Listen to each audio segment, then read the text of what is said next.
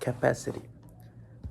For a contract to be legal binding, the parties entering into the contract must have the capacity to do so. As a legal matter, there are certain cases of people who are presumed to have no capacity to contract. This includes legal minors, the mentally ill, and those who are intoxicated.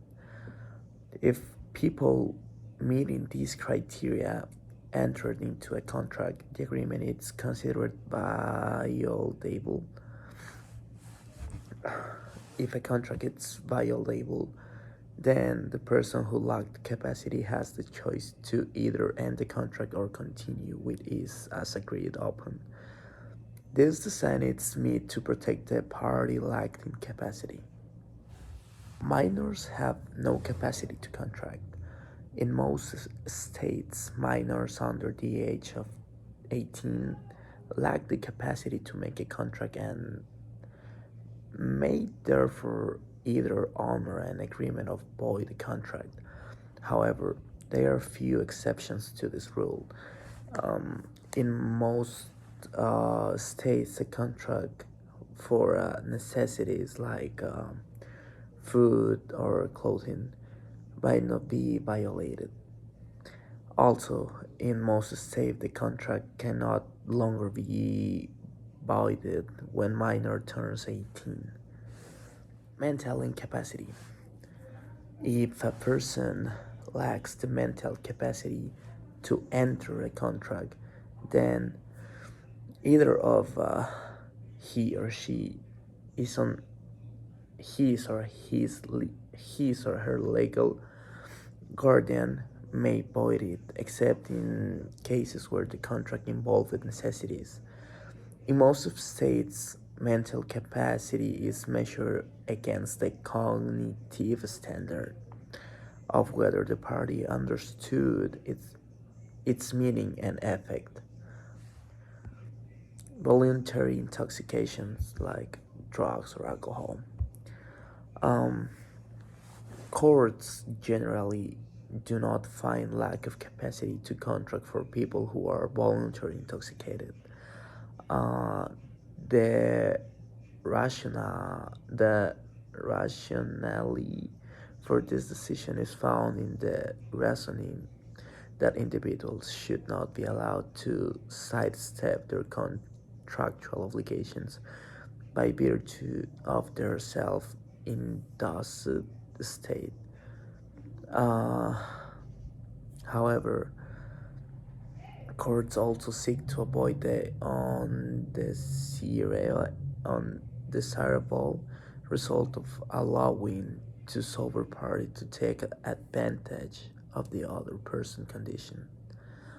Therefore, if a party is so in I don't know how to pronounce this, I'm sorry, inebriated that he or she is unable to understand the nature of and consequences of the agreement, then the contract might be violated by the inebriated party. Legality. Contracts must be created for the exchange of legal goods and services to be enforced. Um, an agreement it's void if it violates the law or is formed for the purposes of violating the law. Contracts may also be found violable if they are found violative of public policy, although this is rare. Typically, this conclusion is only invoked in clear cases where the potential harm to the public is substantially incontestable, eluding the idiosyncrasies of the particular judge. For a contract to be binding, it must not have criminal or immoral purposes or go against the public policy. like for example, a contract to commit murder in exchange for money will not be enforced by the court if performing the terms of the agreement or if formation of the contract will cause the parties to engage in activity that's illegal, then the contract will be deemed illegal and will be considered void of unenforceable, similar to a non-existent contract. In this case, there will not be any relief available to either party if they breach the contract. Indeed, it is a defense to a breach of contract claim that the contract itself was illegal. Some contracts that would be considered illegal are the contracts for the sale of distribution of drugs, like illegal drugs.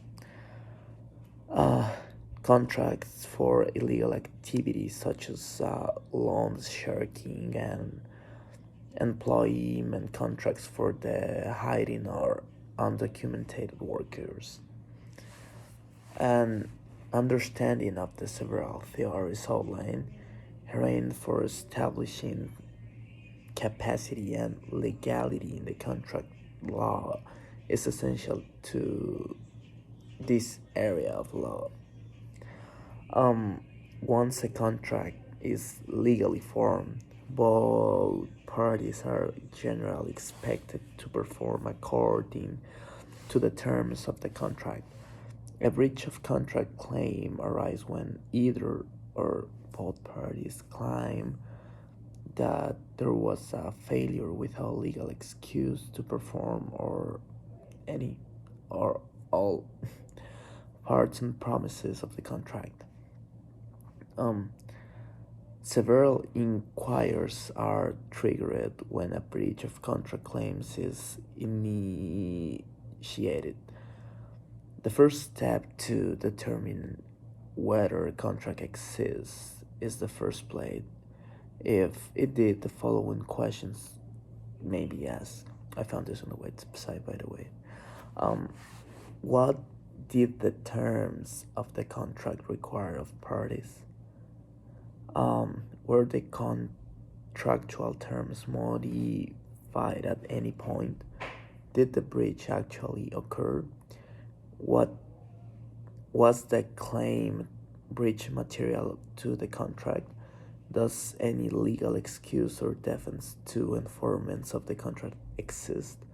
And the last one is what damages were caused by that breach? And that's it. Thank you.